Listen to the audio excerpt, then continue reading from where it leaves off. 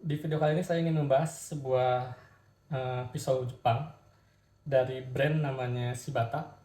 Dia mengeluarkan sebuah produk namanya Shibata Kotetsu dengan model pisaunya modelnya bungkak dengan panjang bilah itu sekitar 180 mm. Ini 180 mm itu adalah sisi yang tajamnya saja ya.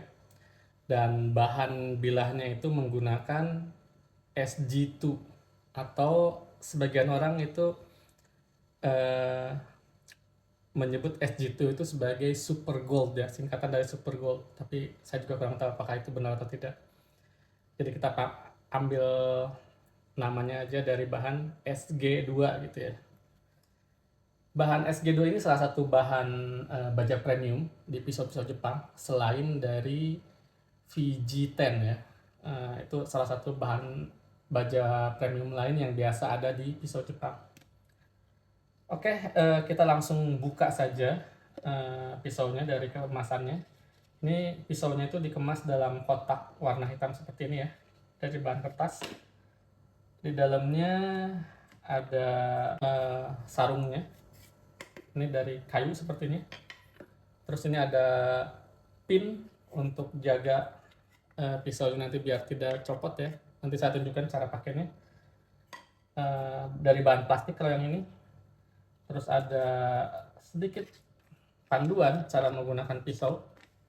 Nanti saya jelaskan bagaimana cara menggunakannya. Terus ada beberapa stiker di sini dari Shibata Knife ya.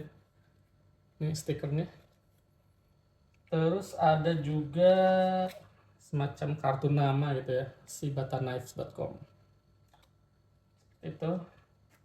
Dan tentu saja yang paling utama yaitu pisaunya yang di sini masih dibungkus dalam sebuah kertas ya. Ini proses membungkus yang sangat umum ya di pisau-pisau Jepang, dibungkus dalam kertas seperti ini. Dan cara membukanya itu seperti ini ya. Saya tunjukin, ini kita rapiin dulu sebentar. Nah, cara membukanya, jadi ini si pisaunya itu kita berdirikan dulu seperti ini.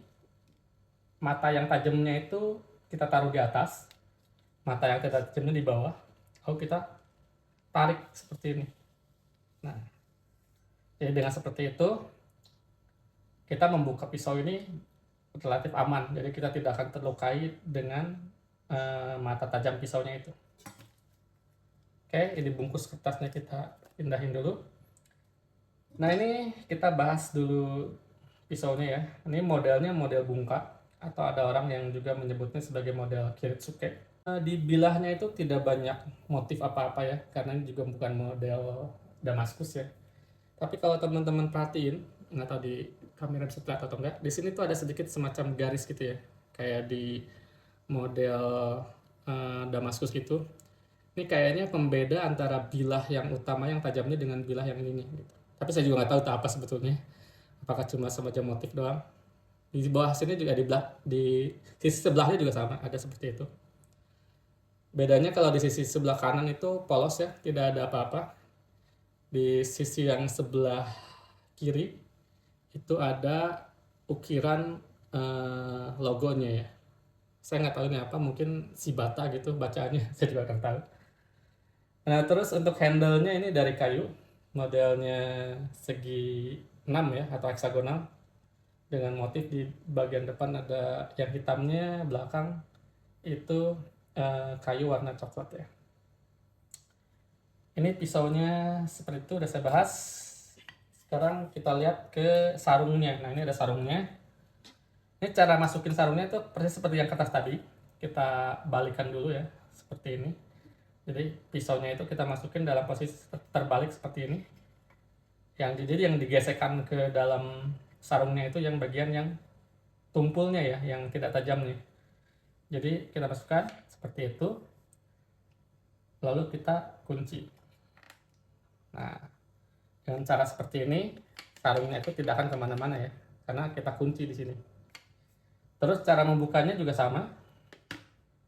Kita balikan pisaunya itu arah tajamnya itu ke atas, cabut pinnya, terus ditarik dari bawah pelan-pelan ya, tarik supaya si mata yang tajamnya itu tidak menggores ke sarungnya, yang menyebabkan bisa sarungnya rusak atau mata yang tajamnya itu jadi tumpul ya, atau lebih parah lagi chipping gitu, karena memang pisau Jepang dengan bahan baja modern seperti ini terkenal dengan sifatnya yang brittle gitu ya.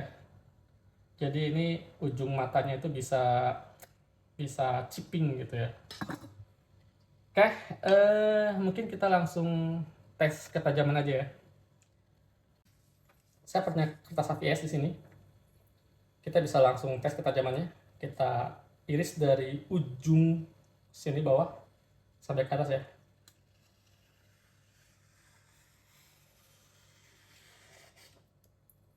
Benar-benar tajam ya, nggak ada hambatan sama sekali.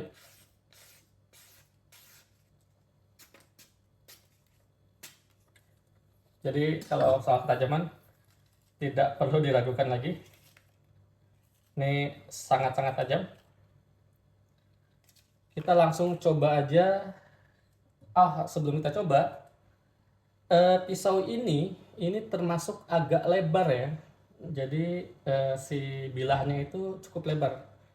Saya akan punya pebanding dengan sebuah pisau chef ya. Ini pisau chef yang standar ya. Panjangnya kurang lebih 19 sampai 20 cm. Nah, ini kalau dari segi panjang, pisau ini yang model bungka ini lebih pendek dibandingkan pisau chef itu. Tapi dari segi lebar, bisa teman-teman bandingkan ya. Lebarnya. Ini dia jauh lebih lebar dibandingkan pisau chef biasa. Nah, saya juga punya pisau dari brand lain. Ini dari brand Tojiro ya. Ini sama-sama model yang sama, model bungka atau Kretsuke. Lebarnya yang pisau yang dari Shibata ini jauh lebih lebar ya dibandingkan pisau yang dari Tojiro ini. Jadi memang ini pisau sangat-sangat lebar. Jadi kalau dari lebarnya ini kayaknya lebih mirip sama pisau nakiri ya. Pisau nakiri yang khusus untuk motong sayuran dari Jepang itu. Dan saya duga juga pisau ini punya performa yang cukup sama dengan pisau nakiri itu. Karena dengan lebarnya ini bisa lebih mudah untuk motong sayuran. Kita demokan ya mungkin ya. Saya ambil talenan dulu. Dan untuk bahan untuk yang dipotongnya saya punya tomat.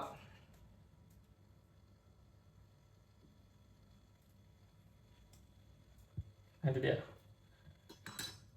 Nah, seperti dalam petunjuknya ya, cara penggunaan pisau ini, kita disarankan tidak memotong dengan gaya potong seperti ini. Dari atas ke bawah turun langsung seperti itu.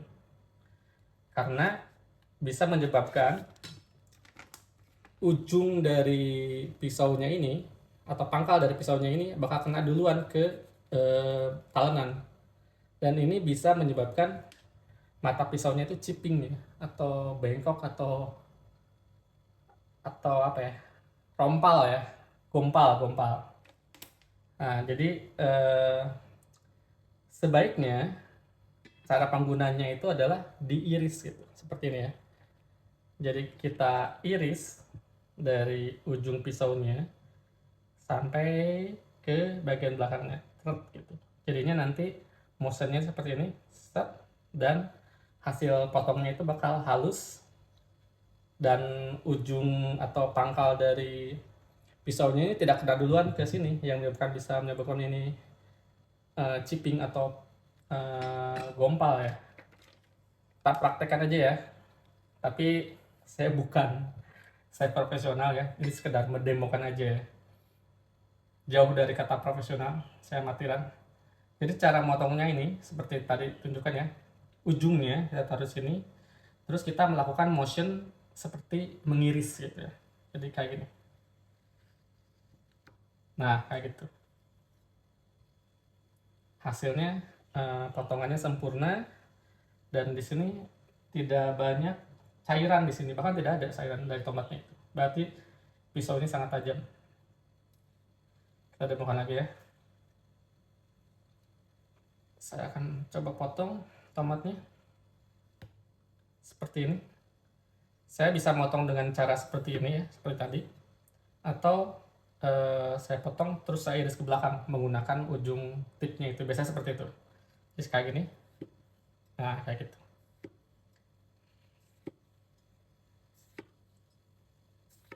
Nah biasanya fungsi dari pisau yang ujungnya tajam kayak gini tuh kayak gitu, jadi untuk motong dengan menggunakan ujungnya. Dan ini kita bisa potong lagi seperti tadi.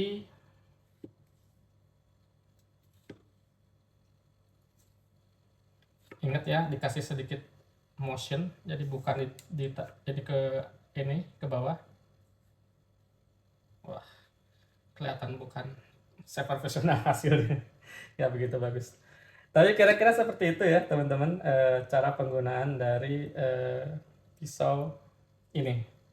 Dan ini juga sekaligus menutup review saya terhadap pisau dari Shibata ini. Semoga bermanfaat. Terima kasih.